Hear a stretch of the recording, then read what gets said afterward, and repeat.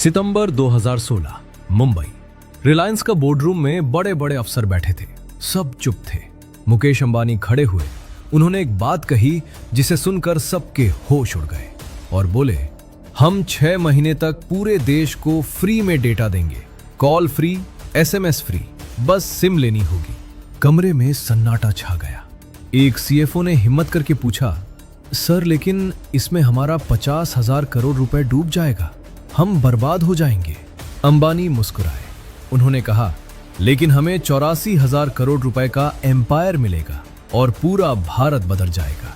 उस कमरे में किसी को नहीं पता था कि सरकार की डिजिटल इंडिया पॉलिसी ने अंबानी को एक ऐसा मौका दे दिया है जो 100 साल में एक बार आता है, और जो होने वाला था वो टेलीकॉम की दुनिया को हमेशा के लिए बदल देने वाला था। इस कहानी की शुरुआत होती है बहुत पहले से। 2002 की बात है। उस साल मुकेश अंबानी के पिता धीरू भाई अंबानी का देहांत हो गया। धीरू भाई एक गरीब गांव से आए थे और रिलायंस को इंडिया की सबसे बड़ी कंपनियों में से एक बना दिया था। पेट्रोल, कपड़ा, प्लास्टिक, हर जगह रिलायंस थी। लेकिन धीरू भाई का एक सपना अधूरा रह गया था। वो सपना था टेलीकॉम। धीरू भाई चाहते थे कि हर गरीब इंसान के हाथ में फोन हो। वो कहते थे, अगर किसान को सही दाम पता चले, अगर मजदूर को सही जानकारी मिले तो वो भी आगे बढ़ेगा। अब मुकेश के हाथ में कंपनी थी। उनके भाई अनिल के साथ बंटवारा हुआ। मुकेश को पेट्रोल और प्लास्टिक मिला, अनिल को टेलीकॉम मिला। लेकिन मुकेश का मन तो टेलीकॉम में ही था। 2007 में उन्होंने पहली कोशिश की। रिलायंस इन्फोकॉम नाम से कंपनी शुरू की। CDMA टेक्नोलॉजी पर चली, लेकिन वो फेल हो गई। लोगों ने GSM फोन खरीदे, CDMA को भूल गए। मुकेश को करारा झटका लगा। लेकिन एक चीज थी जो मुकेश अंबानी को सबसे अलग बनाती थी, वो हार नहीं मानते थे। उन्होंने सोचा, अगर पहली बार गलती हुई तो अगली बार सही करूंगा। उन्होंने दुनिया भर का डेटा इकट्ठा किया। अमेरिका, यूरोप, चाइना, हर जगह देखा कि टेलीकॉम कैसे बदल रहा है। और फिर उन्हें एक बात समझ आई, भविष्य डेटा का है, वॉइस कॉल का नहीं। उस वक्त भारत में एयरटेल, वोडाफोन, आइडिया जैसी बड़ी कंपनियां थीं। सब 2G और 3G पर चल रही थीं। डेटा महंगा था। 1 गीगाबाइट का 200 से 300 रुपए लगता था। गरीब आदमी सोच भी नहीं सकता था डेटा खरीदने का। लेकिन मुकेश ने देखा कि दुनिया में 4G आ गया है। वो सोच रहे थे, अगर भारत में सस्ता 4G आ जाए तो क्या होगा। वो जानते थे कि सरकार बदलने वाली है, नई सोच आने वाली है। और 2014 में वही हुआ। मई 2014, नरेंद्र मोदी प्रधानमंत्री बने। उन्होंने अपने पहले भाषण में एक बात कही, डिजिटल इंडिया। मोदी चाहते थे कि हर गांव में इंटरनेट पहुंचे, हर किसान व्हाट्सएप चला सके, हर बच्चा ऑनलाइन पढ़ाई कर सके। इसके लिए सरकार ने कुछ बड़े फैसले लिए। पहला, स्पेक्ट्रम की नीलामी होगी, यानी जो कंपनी पैसे देगी उसे इंटरनेट चलाने का हक मिलेगा। समझो ऐसे जैसे रेडियो पर अलग अलग चैनल होते हैं ना, वैसे ही हर कंपनी को अपना चैनल मिलता है इंटरनेट चलाने के लिए। इसे स्पेक्ट्रम कहते हैं। दूसरा, सरकार ने कहा कि जो कंपनी डिजिटल इंडिया में मदद करेगी उसे छूट मिलेगी। मुकेश अंबानी ने यह सुना, उनकी आंखें चमक उठी। उन्होंने अपनी टीम को बुलाया, कहा, हमें स्पेक्ट्रम खरीदना है 4G के लिए पूरे भारत में। टीम ने पूछा, सर लेकिन इसमें हजारों करोड़ लगेंगे। अंबानी ने कहा, लगने दो, ये मौका दोबारा नहीं आएगा। 2015 में स्पेक्ट्रम की नीलामी हुई। रिलायंस जियो ने 13,000 करोड़ रुपए में पूरे देश का 4G स्पेक्ट्रम खरीद लिया, सबसे ज्यादा। एयरटेल, वोडाफोन हैरान रह गए। वो सोच रहे थे, अंबानी पागल हो गया है क्या, इतना पैसा फूंक रहा है। लेकिन अंबानी के दिमाग में एक प्लान था। उन्होंने सोचा, भारत के 130 करोड़ लोग हैं। अगर मैं हर किसी को सस्ता इंटरनेट दूं तो सब मेरे पास आएंगे, फिर मैं उनसे पैसे कमाऊंगा। पहली टेस्टिंग की गई। रिलायंस के अपने कर्मचारियों को जियो सिम दी गई। उन्होंने इस्तेमाल किया। स्पीड जबरदस्त थी, 40 से 50 मेगाबिट प्रति सेकंड, जो उस वक्त किसी ने सोचा भी नहीं था। अंबानी को यकीन हो गया। उन्होंने कहा, अब असली खेल शुरू होगा। 2015 से 2016 तक 1.5 साल पूरे भारत में रिलायंस जियो ने तूफान की तरह काम किया। 1.5 लाख करोड़ रुपए लगाए गए, यानी 1.5 लाख करोड़ रुपए। कश्मीर से कन्याकुमारी तक हर शहर हर गांव में टावर लगाए गए। दिन रात काम चला, हजारों इंजीनियर लगे। एयरटेल और वोडाफोन के पास 10 साल में जितने टावर थे, जियो ने 1.5 साल में उतने लगा दिए। लोगों को हैरानी हो रही थी, अखबारों में खबर आने लगी। फिर आया वो दिन 5 सितंबर 2016, रिलायंस की AGM meeting. Mukesh Ambani stage पर आए। उन्होंने घोषणा की 31 दिसंबर तक सब कुछ free, call free, data free, बस सिम लेनी है। पूरा हॉल तालियों से गूंज उठा। लेकिन एयरटेल, वोडाफोन, आइडिया के ऑफिस में मातम छा गया। उनके CEO के पसीने छूट गए। उन्हें समझ आ गया कि अंबानी ने उनके खेल खत्म कर दिया है। जियो की सिम लेने के लिए लाइनें लग गई, दुकानों के बाहर भीड़। पहले महीने में 1.6 करोड़ लोगों ने सिम ली, दूसरे महीने में 3 करोड़, तीसरे महीने में 5 करोड़। देखते ही देखते जियो इंडिया की सबसे तेजी से बढ़ने वाली कंपनी बन गई। एयरटेल और वोडाफोन ने घबराकर अपने डेटा के दाम घटा दिए। पहले 1 GB 250 रुपए था, अब 50 रुपए कर दिया, फिर 20 रुपए। लेकिन जियो तो फ्री दे रही थी। लोग पागल हो गए, हर कोई जियो ले रहा था। रिक्शा वाला, दुकानदार, टीचर, डॉक्टर, सब। 6 महीने में जियो के 10 करोड़ यूजर हो गए। भारत के इतिहास में किसी कंपनी ने इतनी तेजी से ग्रोथ नहीं की थी। लेकिन एक बात थी, जियो को 50,000 करोड़ रुपए का नुकसान हो रहा था। हर दिन करोड़ों रुपए जल रहे थे। एयरटेल के CEO ने एक इंटरव्यू में कहा, जियो टिक नहीं सकती, ये डूब जाएगी। लेकिन मुकेश अंबानी ने एक शब्द भी जवाब नहीं दिया। वो जानते थे कि जो खेल वो खेल रहे हैं वो लंबे समय का है और इस खेल में जीत उन्हीं की होगी। मार्च 2017, फ्री ऑफर खत्म हुआ। अब जियो ने प्लान लॉन्च किए।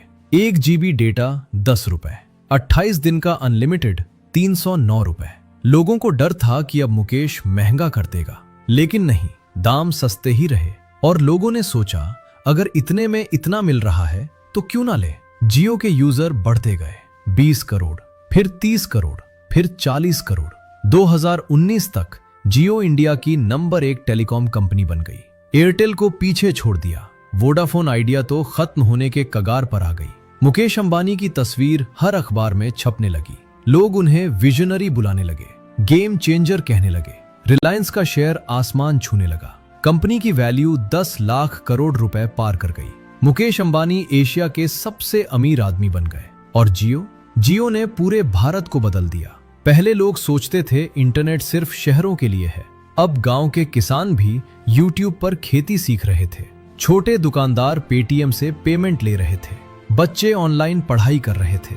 भारत दुनिया में सबसे ज्यादा डेटा इस्तेमाल करने वाला देश बन गया। एक रिपोर्ट में आया, एक भारतीय महीने में औसतन 11 गीगाबाइट डेटा इस्तेमाल करता है। अमेरिका में सिर्फ 8 गीगाबाइट। ये जादू था और जादूगर थे मुकेश अंबानी। लेकिन हर कहानी में विलन होता है और इस कहानी में विलन थे एयरटेल, वोडाफोन, आइडिया। उन्होंने हार मानने से इनकार कर दिया। अब असली लड़ाई शुरू होने वाली थी।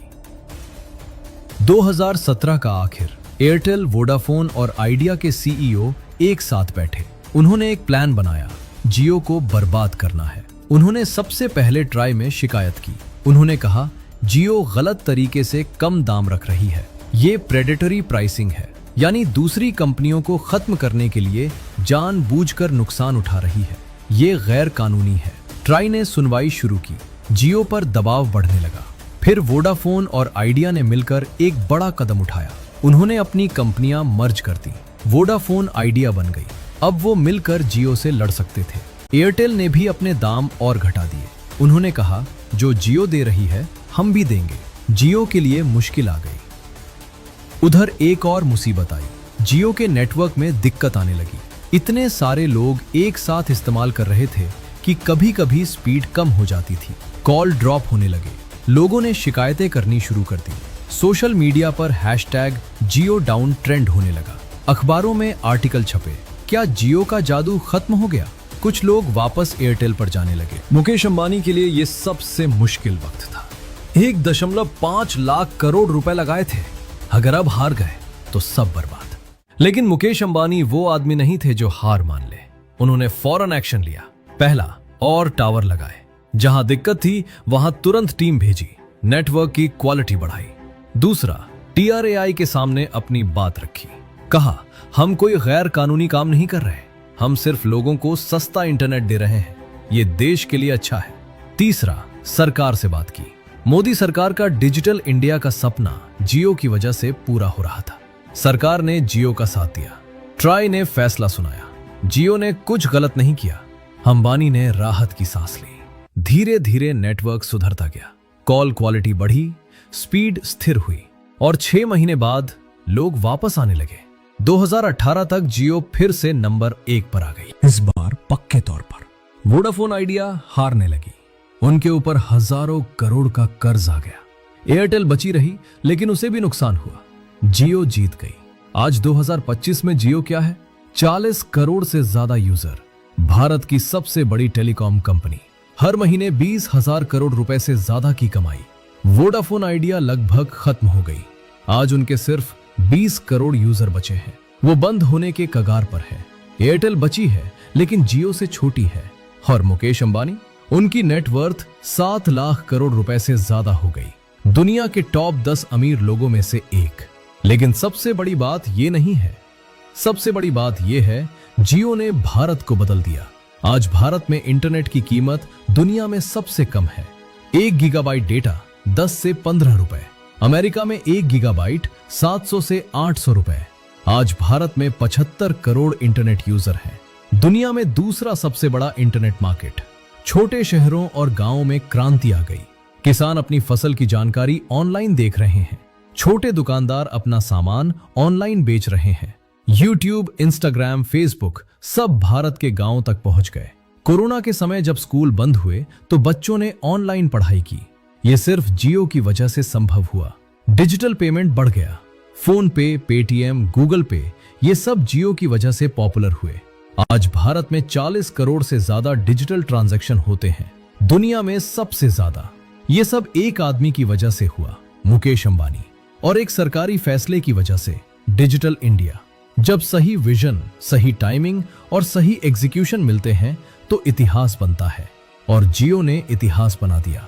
आज रिलायंस सिर्फ टेलीकॉम में नहीं है। जियो की वजह से उन्होंने जियो मार्ट शुरू किया, जियो सिनेमा, जियो सावन सब बना डाला। अंबानी का अगला टारगेट है 5G, और वो उसे भी वैसे ही बदल देंगे जैसे 4G को बदल दिया। दोस्तों, ये कहानी सिर्फ एक कंपनी की नहीं थी, ये कहानी थी एक विजन की, एक हिम्मत की, एक जिद की। जब पूरी दुनिया कह रही थी कि अंबानी पागल है, तब भी उन्होंने अपना काम जारी रखा।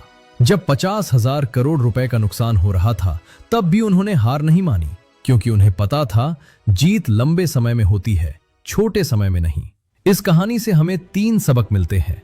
पहला, टाइमिंग बहुत जरूरी है। अंबानी ने डिजिटल इंडिया के साथ अपना प्लान मिलाया, सरकार की पॉलिसी को अपने फायदे में इस्तेमाल किया। दूसरा, बड़ा सोचो।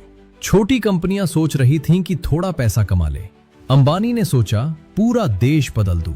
तीसरा, शॉर्ट टर्म नुकसान उठाने की हिम्मत रखो अगर लॉन्ग टर्म फायदा दिख रहा हो। 6 महीने फ्री देना पागलपन लगता था, लेकिन उसने 40 करोड़ कस्टमर दिए। आज जियो की वजह से हर भारतीय सस्ता इंटरनेट इस्तेमाल कर रहा है। ये मुकेश अंबानी का भारत को तोहफा है। और ये कहानी खत्म नहीं हुई है दोस्तों, अभी तो शुरुआत है। 5G, 6G और भी बहुत कुछ आने वाला है।